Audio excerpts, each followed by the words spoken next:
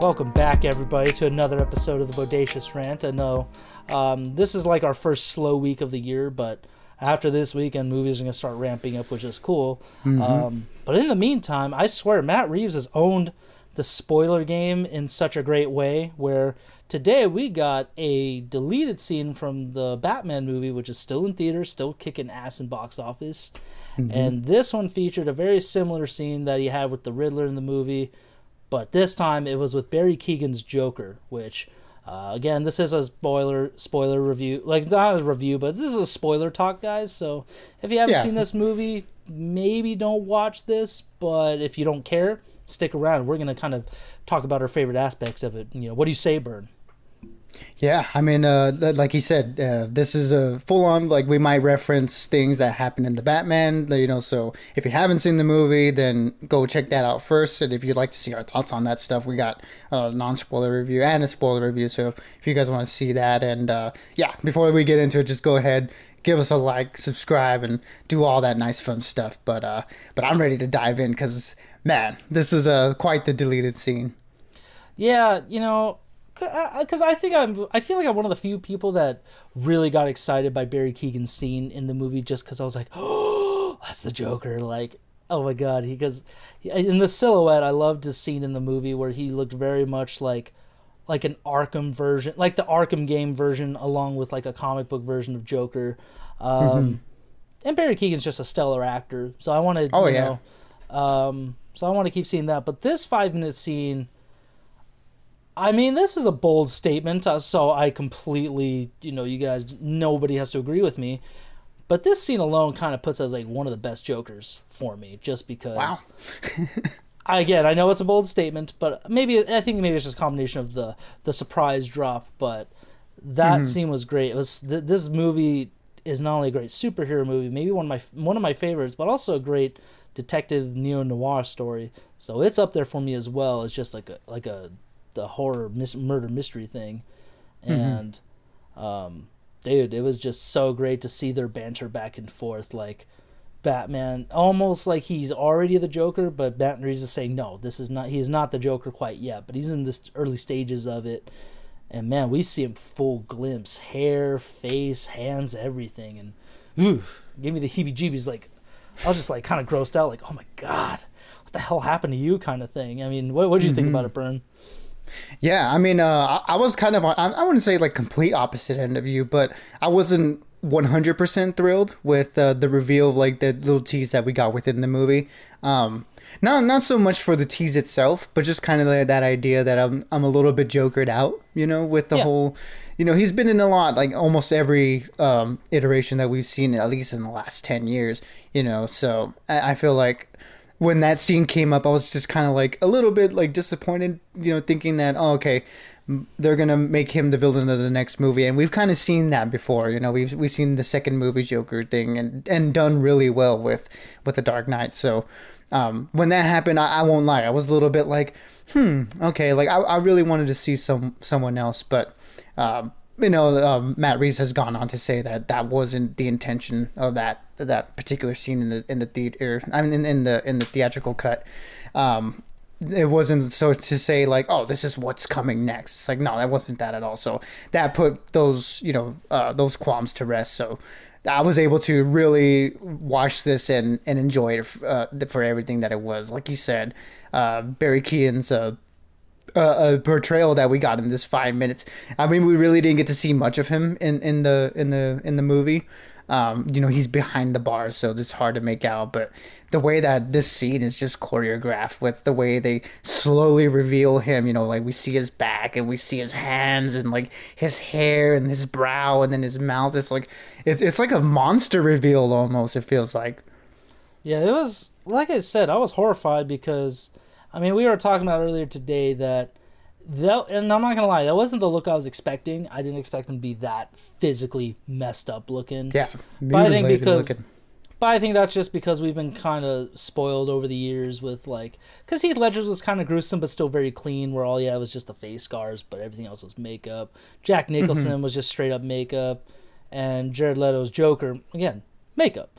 But this time, Matt Reeves really went for the physically damaged Joker, where like you were saying, the chemical burns really just fucked him up, because his face is deformed, his lips are just like almost look like pussing, not pussing, but they just look like bulbous a little bit, just. Yeah.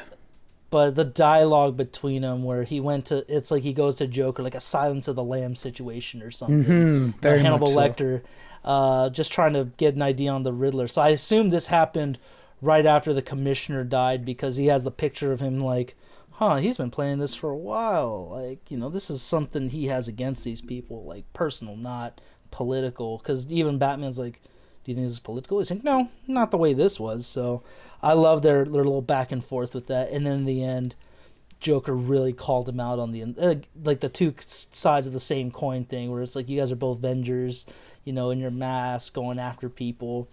Like, it was just like, oh man, that's so. He's twisting the knife, and I loved it. I loved every second of it. So. Yeah, a lot of the best moments between Batman and Joker, whether it be in the comics, in the animated shows, video games, it's always been that back and forth between the two, where the Joker's trying to prod at Batman, and Batman's just doing his best to deflect on all the things that he's saying to him, but he knows that deep down inside that there's a little bit of truth to what the Joker is saying. And yeah, we get that a lot here. The fact that they have a history together, he makes reference to like it almost being their 1 year anniversary. It adds so much unsaid history to this iteration of this character. Like, that's one of the great things about this movie, is that this Gotham already feels lived in, and it feels like we're just coming into it at the midpoint. So the fact that they made it so that Joker and this Batman have a history together is a real cool leg up, and it's something different that we haven't seen, and that's something you got to do if you're gonna keep having a Joker go up against a Batman. You have to find a way to make it interesting, and the fact that they did that here was great, because I was worried about getting another introduction to the Joker, and it's like, oh, this is the first time him and Batman are meeting, and they're gonna butt heads, and then we're gonna make reference to, oh, we're gonna be doing this dance forever. It's like, no, they have a history together, and they already have a back and forth and a rapport. So it's like, I like that. This is so cool. Just another one of the awesome decisions that Matt Reeves has made with this particular Gotham universe. Yeah, it was definitely the best choice, I think, to just jump right into his second year of being Batman. Like, he's already been through a lot. And yeah, like you said, their back and forth really already said how brief or how extensive their little history was. Like, you just get the vibe that no matter how quick or something it was, there is history there, where it already has effect on him. Like, he's going to Joker, not Joker quite yet, because that's what Matt Reeves said. This is his origin. This is the origin story for the villains, not for Batman necessarily. It really just showed, like, yeah, he's already made his mark on Joker, and Joker's starting to have an effect on him too. And I like Barry Keoghan's laugh. I think that's another staple of Joker's, that their laugh has to be iconic and very unique to them, and I think he nailed it too. Nobody could beat Mark Hamill or maybe even Heath Ledger, but this one was pretty solid. And yeah, it felt very just like sadistic almost, like one of those inappropriate laughs, where you're laughing at the most terrible things, and it comes from like a place of pleasure. It seems like it's like, oh man, I didn't love it in the movie, but getting the full context of like him and all of it, all the issues that I had with that one particular tease in the movie, it all goes away here. Put because to rest, yeah. Yeah, because getting the actual scene with him, it's like, okay, I can see where this portrayal's going, and it's very interesting to me, at least. Yeah, and again, this just makes me excited, because somebody was asking me, oh, do you think they'll make a sequel? And I'm like, I'd be surprised if they didn't at this rate. Oh, yeah. This movie's dominating the box office. It's going to be available on HBO Max next month. And, I mean, I'm not going to lie, I've already seen it like 6 times. So that's just me. Or 5 times. So, yes, I'm insane. Yeah, I don't care. But I can't get enough of it, to be honest. And it just makes me excited for what else they can do. Like, the biggest ones I really want to see with this trilogy, I think Matt Reeves can really bring out the best, are Hush and the Court of Owls, just because I keep, after seeing it this many times, it's like, man, they are planting the seeds for this to happen. So I can't wait to see what more he does, and I do want to see more Joker, but I don't want to see him in the main line as a main villain, because it's like, Right. he's already had his time, whether it be with Suicide Squad, the Dark Knight, Gotham, the first the series, Batman, or Gotham series. Yeah, like we don't need any, like, I want more, but not in that aspect. I just want to be part of the rogues gallery, and let's give room to other villains, and because Batman he has some of the best ones, so Yeah, I mean, I definitely wouldn't mind if they saved him. I really like this sort of Hannibal Lecter take on him, where he's, the man behind bars that the Batman will come to get sort of a villain's perspective on things. So I really hope that they kind of keep that, at least for the next movie. So that way we give, like you said, Batman has a great rogues gallery, and there's a lot that we haven't seen in live action yet. So it'd be nice for them to get a little bit of a spotlight before we go back to Joker. Like if they want to do a Joker story, maybe like in the third movie, or if there's any movies potentially after that, that would be cool. But I think the next one should definitely be like someone else. Like you said, Court of Owls or Hush would be good. Like there was a lot of little nuggets and teases here and there that definitely hinted to those two. I know Matt Reeves has said that he has a really good idea on how to ground of Mr. Freeze, so that would be really cool to see. And one of the cool things too in the movie that they did lay the groundwork for is that the DA is dead, so that leaves room for another interpretation of Harvey Dent. Which, again, I hope they kind of, if they're going to bring in Harvey Dent, I hope they do the same thing with Joker. Like maybe in the next movie, Harvey Dent is just a DA. He doesn't turn Two-Face. We get to see him, Batman, and Gordon work together. That would be really cool. Like sort of how like what we got in the Dark Knight, but maybe just for the whole movie, not the first third, the first two, 3/4 of it. It'd be nice to like get that whole thing and see them try to work together to make the city safe. So that would be a lot. That would be a lot of fun, I think. And then there's a lot of other like minor villains that I think you can throw in there, like maybe what is it, Professor Pig or Doctor Pig, like that sadistic serial killer. I think there's the Doll Man, and then I think it is Professor Pig. He's the one who like really tortures children and mutilates them. And then like Hugo cool Strange would be really cool. I mean, or we may see. I hope they bring Barry Keoghan for the Arkham show. That'd be really smart for them to do too.